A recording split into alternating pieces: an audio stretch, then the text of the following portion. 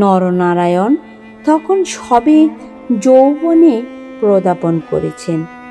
অত্যন্ত সুপুরুষ, বীর ও শক্তিমান নরনারায়ণ কীর্তি রায়ের পুত্র চঞ্চল রায়ের সমবয়সীয় বন্ধু। সেবার কীর্তি রায়ের নিমন্ত্রণে নরনারায়ণ রায় তার রাজ্য দিন কতকের জন্য বেড়াতে এলেন। চঞ্চল রায়ের তরুণী পত্নী লক্ষ্মী দেবী স্বামীর বন্ধু নরনারায়ণকে দেবরের মতন স্নেহের চক্ষে দেখতে লাগলেন। দু একদিনের মধ্যেই কিন্তু সে স্নেহের চোটে নারায়ণকে বীরভূত হয়ে উঠতে হলো। নরনারায়ণ রায় তরুণ বয়স্ক হলেও একটু গম্ভীর প্রকৃতির। বিদ্যুৎ চঞ্চলা তরুণী বন্ধুপত্নীর ব্যঙ্গ পরিহাসে গভীর প্রকৃতি নরনারায়ণের মান বাঁচিয়ে চলা দুষ্কর হয়ে পড়ল। স্নান করে উঠেছেন, মাথার তাজ খুঁজে পাওয়া যায় না। নানা জায়গায় খুঁজে হয়রান হয়ে তার আশা ছেড়ে দিয়ে বসে আছেন। হঠাৎ কখন নিজের বালিশ তুলতে গিয়ে দেখেন তার নিচেই তার চাপা আছে।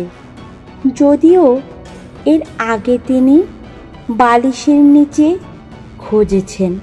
তার প্রিয় তরবারিখানা দুপুর থেকে বিকেলের মধ্যে 5 বারই সম্পূর্ণ অপ্রত্যাশিত স্থান থেকে খুঁজে পাওয়া গেল।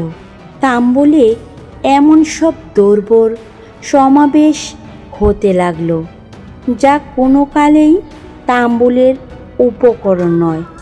তখন মস্তিষ্ক বন্ধুপত্নীকে কিছুতেই এঁটে উঠতে না পেরে অত্যাচার জর্জরিত নরনারায়ণ রায় ঠিক করলেন তার বন্ধুর স্ত্রীটি একটু গীতগ্রস্ত। বন্ধুর দুর্দশায় চঞ্চল রায় মনে মনে খুব খুশি হলেও বাইরে স্ত্রীকে বললেন, 2 দিনের জন্য এসেছে বেচারি, ওকে তুমি যে রকম বিব্রত করে তুলেছ এ আর কখনো এখানে আসবে না। দিন কয়েক এরকমে কাটবার পর কীর্তি রায়ের আদেশে চঞ্চল রায়কে কি কাজে হঠাৎ গৌড়ে যাত্রা করতে হলো। নরনারায়ণ রায়ও বন্ধুপত্নী কখন কি করে বসে সে ভয়ে দিন কতক সশঙ্ক অবস্থায় কালযাপন করবার পর নিজের বজরায় উঠে হাঁপ ছেড়ে বাঁচলেন। যাবার সময় লক্ষ্মী দেবী বলে দিলেন, আবার যখন আসবে ভাই এমন একটি বিশ্বাসী লোক সঙ্গে এনো যে রাত দিন তোমার জিনিসপত্র ঘরে বসে চৌকে দেবে, বুঝলে তো? নরনারায়ণ রায়ের বজরা রায়মঙ্গলের মোহানা ছাড়িয়ে যাবার একটু পরেই জলদস্যুদের দ্বারা আক্রান্ত হলো। তখন মধ্যাহ্নকাল প্রহর রোদে বজরার দক্ষিণ দিকের দিগ্বলয় প্রসারী জলরাশি সানানো তলোয়ারের মতো ঝকঝক করছিল। সমুদ্রের সে অংশে এমন কোনো নৌকো ছিল না যারা সাহায্য করতে আসতে পারে। সেটা রায়মঙ্গলার কান্দাবদর নদীর মুখ, সামনেই বার সমুদ্র সন্দ্বীপ চ্যানেল, জলদস্যুদের প্রধান ঘাটে। নরনারায়ণের ব্রজরার রক্ষীরা কেউ হত হলো, কেউ সাংঘাতিক জখম হলো। নিজে নরনারায়ণ দস্যুদের আক্রমণ প্রতিহত করতে গিয়ে উরুদেশে কিসের খোঁচা খেয়ে সংজ্ঞাশূন্য হয়ে পড়লেন। জ্ঞান হলে দেখতে পেলেন তিনি এক অন্ধকার স্থানে শুয়ে আছেন। তার সামনে কি যেন একটা বড় নক্ষত্রের মতো জ্বলছে।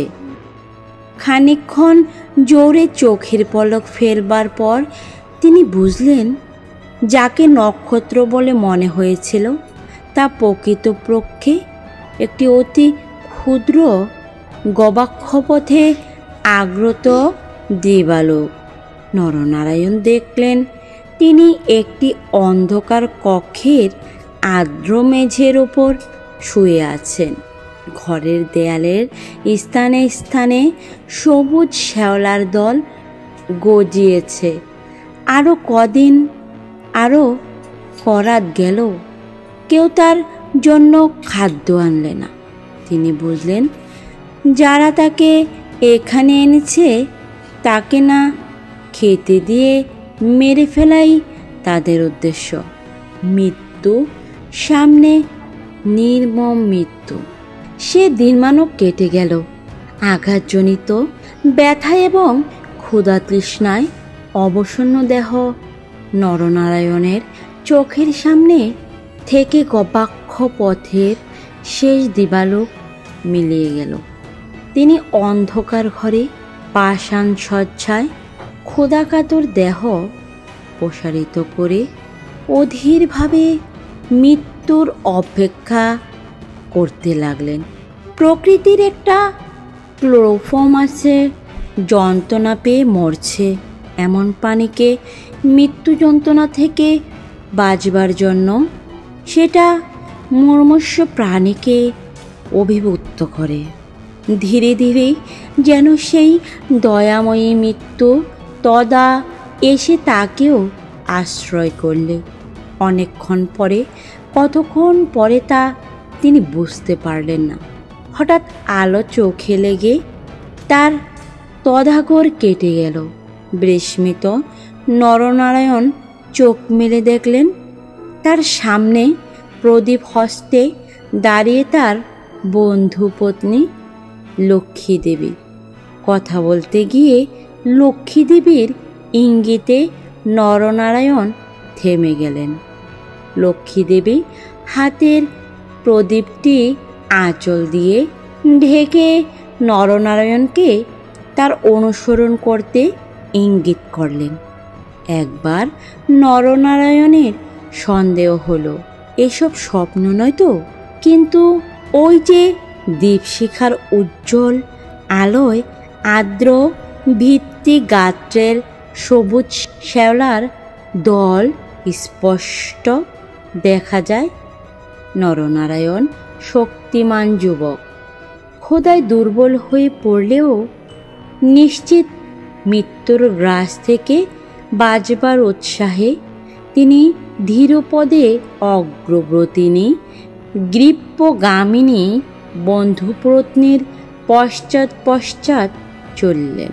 একটা বক্রগতি পাথরের সিঁড়ি দিয়ে উপরে উঠে একটি দীর্ঘ সুড়ঙ্গ পার হবার পর তিনি দেখলেন যে তারা কীর্তিরায়ের প্রসাদের সামনের খালদারে এসে পৌঁছেছেন।